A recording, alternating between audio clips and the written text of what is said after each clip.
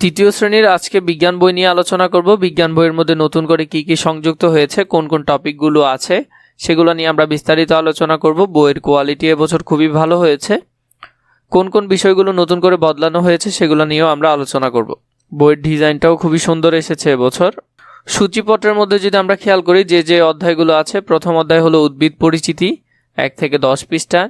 দ্বিতীয় অধ্যায় হলো প্রাণী পরিচিতি 11 থেকে 22 পৃষ্ঠা। তৃতীয় অধ্যায় হলো সুস্বাস্থ্যের জন্য খাদ্য 23 থেকে 38 পৃষ্ঠা।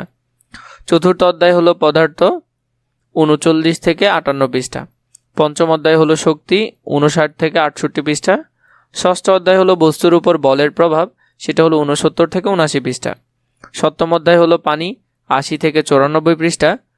অষ্টম অধ্যায় হলো মাটি নিয়ে 95 থেকে 110 পৃষ্ঠা এবং নবম অধ্যায় হলো জীবনের জন্য সূর্য 111 থেকে 121 পৃষ্ঠা। দশম অধ্যায় হলো প্রযুক্তির সঙ্গে পরিচয়, এটা হলো 122 থেকে 132 পৃষ্ঠা এবং 11 নম্বর অধ্যায় হলো তথ্য ও যোগাযোগ, এটা 133 থেকে 144 পৃষ্ঠা। মোট বই হলো 147 পৃষ্ঠার, মোটামুটি বড় বই বলা যায়।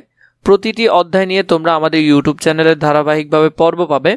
প্রতিটি পৃষ্ঠা নিয়ে পৃষ্ঠার মধ্যে যে ছকগুলো আছে ছকগুলোর সহ একেবারে খুঁটিনাটি সকল বিষয়, কোনো কিছুই বাদ রাখা হবে না।